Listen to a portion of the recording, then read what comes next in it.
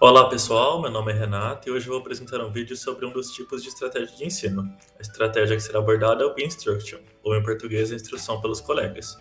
Esse é um vídeo produzido para a disciplina Práticas Pedagógicas do Ensino Superior, do programa de pós-graduação em Física do IFSC USP, e a docente responsável foi a professora Nelma Bossolan.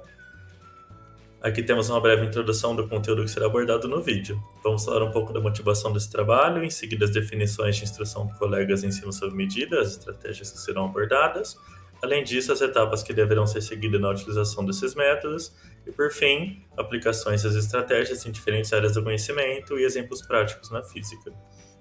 Bom, com motivação, existem diversos tipos de métodos de aprendizado em que o conhecimento pode ser disseminado. Atualmente, esses métodos têm sido amplamente discutidos, principalmente no contexto da pandemia do novo coronavírus, onde diversas instituições de ensino se viram sujeitas a prosseguir o ano letivo através do ensino remoto. Essa mudança brusca, então, exige adaptação rápida por parte dos docentes e expôs diversos problemas dos métodos de ensino atuais, principalmente em relação à participação ativa dos alunos.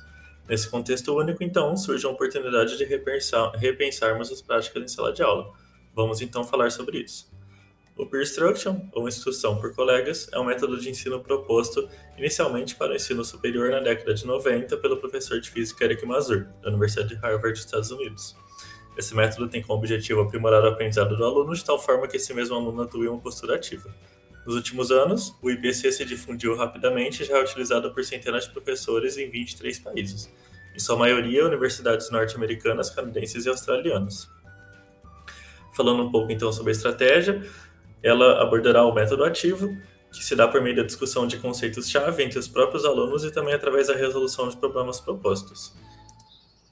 Para melhorar ainda mais o aproveitamento desse método, é desejável que os alunos já tenham um entendimento básico do tema antes das discussões em sala de aula, de tal forma que os alunos possam aprender mais ainda com a exposição do professor. Por isso, vem sendo aplicado, em conjunto ao IPC, o método de ensino Just-in-Time Teaching, que em uma tradução livre significa ensino sob medida. Vamos então ver o que a junção desses dois métodos resulta. O método empregado pela ESM permite que o aprendizado se inicie antes da aula, através de atividades de leitura e testes conceituais, proporcionando um papel mais ativo ao aluno, de tal maneira que o professor distingue com mais facilidade os pontos de dificuldade encontrados. Logo, o ESM é associado à atividade pré-aula, enquanto o IPC acontece durante as atividades em sala. Podemos analisar então as etapas de implementação da estratégia em 4 módulos principais: investigação pré-aula, exposição do tema e teste conceitual, votação e discussão em grupo.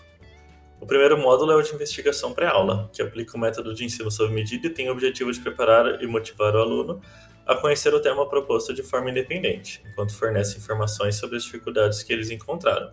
Desse modo, é possível aproveitar melhor o tempo da aula para a discussão dos alunos e esclarecimento de dúvidas. No módulo de exposição e teste conceitual, o feedback das atividades pré-aula pode ser utilizado para guiar uma breve exposição dialogada pelo professor e um teste conceitual a ser respondido pelos estudantes focados nas dificuldades encontradas.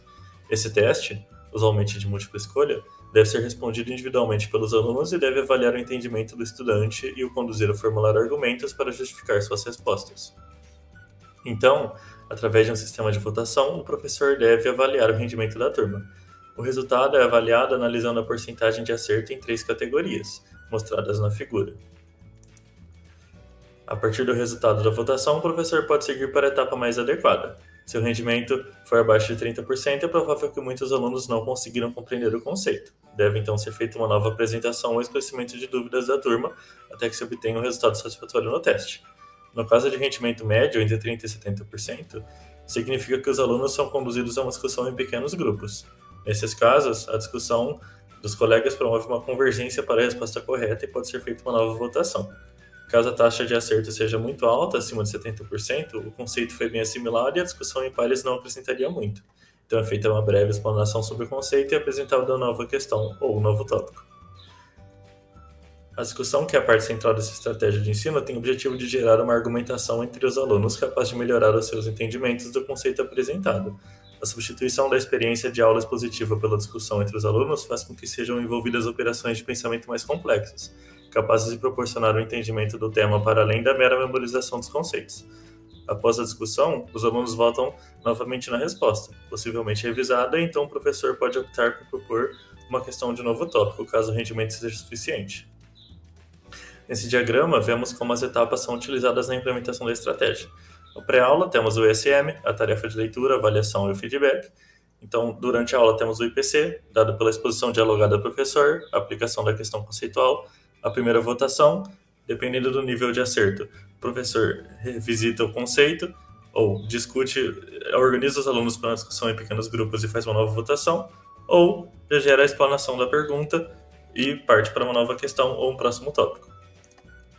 As operações de pensamento, então, são os processos mentais envolvidos na assimilação do conteúdo pelo aluno. Nessa estratégia, temos que tanto os testes conceituais quanto as leituras prévias às aulas exigirão dos alunos a interpretação de textos e conceitos e a busca da organização de seus dados em seu estudo. Durante o teste conceitual, o aluno deverá repensar criticamente e elaborar hipóteses de qual seria a resposta adequada para o problema. A estratégia aborda testes conceituais que aplicam fatos e princípios a diferentes situações, para que quando o aluno esteja frente a uma nova situação, consiga buscar uma solução para o problema. Desse modo, a nossa estratégia trabalha com as seguintes operações de pensamento: interpretação, elaboração de hipóteses, crítica, aplicação de fatos e princípios a novas situações e busca e organização de dados. Para a implementação da estratégia ESM mais a IPC, nós professores precisamos então organizar os materiais que serão utilizados antes, durante e depois das aulas. Antes e depois das aulas, o ensino sob medida usualmente prevê a necessidade de recursos digitais para a elaboração das tarefas de leitura, já que os alunos precisarão, em suas próprias casas ou ambientes de estudo, realizar as leituras. Para isso, o professor pode usar ambientes virtuais online, como o Google Sala de Aula ou Moodle, para armazenar textos, passar os exercícios pré e pós-aula aos alunos, acompanhar o desenvolvimento e as dúvidas e recolher as respostas, o feedback. Além disso, diversas literaturas de testes conceituais já prontos e aplicados encontram-se na internet. Como exemplo, temos o próprio site do Eric Mazur, idealizador da estratégia, que se localiza no site da Universidade de Harvard. Agora, durante a aula, ocorrem as votações ao fim de cada teste conceitual.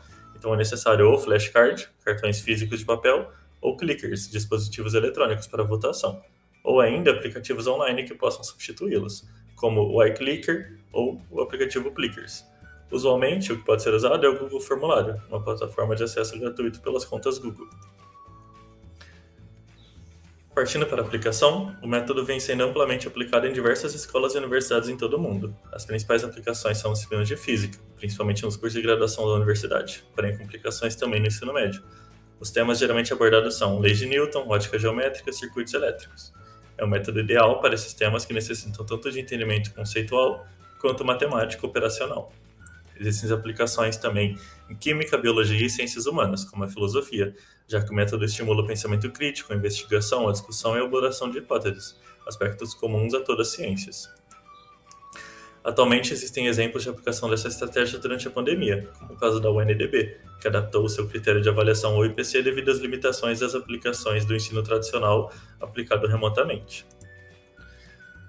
Agora vamos apresentar um exemplo prático de utilização da estratégia de ensino na física, sobre a área de cinemática, o estudo do movimento dos corpos. Nessa área é interessante o aluno compreender os conceitos de velocidade, posição e tempo, assim como os diferentes tipos de movimento, uniforme, acelerado ou retardado, sendo progressivo ou retrógrado, e a elaboração de gráficos. Dias antes da aula, o professor passa aos alunos individualmente a leitura sobre os conceitos da cinemática e aplica um exercício para avaliar como está o entendimento da sala. A partir do feedback dos alunos, o professor pode montar a aula, dando destaque aos tópicos mais importantes. O professor realiza então uma breve exposição dialogada, introduzindo os conceitos que serão abordados e complementando o que foi aprendido pelos alunos a partir da leitura, estimulando também a participação na aula, a postura ativa do aluno. Assim iniciam-se os testes conceituais. Nesse exemplo são passados 3 testes, todos sobre os tipos de movimento e como interpretar os gráficos de cada um. O primeiro teste é: se deixa um medidor de distância no canto esquerdo da sala de aula e vem andando até ele de maneira bem lenta, quase com velocidade uniforme, como ficaria o gráfico da posição pelo tempo? Os alunos então precisam escolher entre um dos 6 gráficos, podendo votar a partir de cartões, se a aula for presencial, ou tecnologias antes citadas, se a aula for à distância. Lembrando que é ideal que um aluno não veja a escolha do outro para os exercícios serem individuais. A ideia é que o aluno deveria reconhecer como, a partir da informação da velocidade, se sabe o tipo de movimento, e assim o gráfico da posição, de acordo com onde seria a origem do movimento, analisando o medidor de distância, e se a posição aumenta ou diminui com o tempo, de acordo com o movimento a favor ou contra o medidor. De acordo com o número de acertos, o professor pode voltar e refazer a exposição do conceito, separar a turma em grupos e deixar os alunos discutirem propondo uma nova votação, ou já explanar o conceito e passar para a próxima questão. É feita então a próxima questão, sendo análoga à primeira. Porém agora, nesse caso, a pergunta é sobre a velocidade. O aluno deve escolher novamente entre um dos 6 gráficos. Nesse caso, a partir do gráfico da posição antes explorado, deve entender como é montado o gráfico da velocidade. Após isso, é feito o mesmo procedimento de acordo com o número de acertos. A última pergunta do exemplo, para sintetizar os conceitos abordados, trata de um gráfico de velocidade pelo tempo. É perguntado como você andaria em relação ao medidor de distância para produzir esse gráfico de velocidade. Logo em seguida, é pedido para que você desenhe o gráfico da posição. Esse teste pode ser feito em grupo. Os alunos, assim, precisam assimilar praticamente na realidade dele como um corpo teria um movimento escrito por esse gráfico, compreendendo os intervalos do gráfico constante, positivos, nulos ou negativos, e como transformar em posição esse gráfico. A aula se encerra e dias após o professor libera exercícios pós-teste para fixação do conteúdo e recolher o feedback dos alunos. É isso então, pessoal. Agradecemos pela visualização. Aqui deixamos o QR Code com as referências.